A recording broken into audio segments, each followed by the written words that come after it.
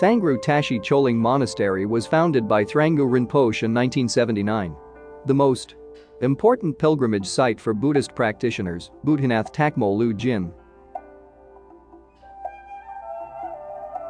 Mahasattva was one of Buddha Shakyamuni's former incarnations. He was the youngest of the three sons of King Maharatha. One day as the three brothers were walking through the forest, they saw a tigress with the 5 cubs she had given birth to. She was so hungry. She could hardly move.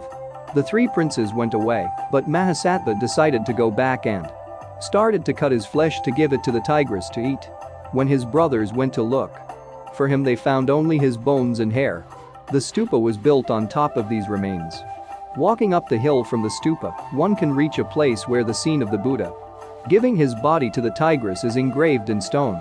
According to the oral tradition, this is the actual place where the Buddha gave his body.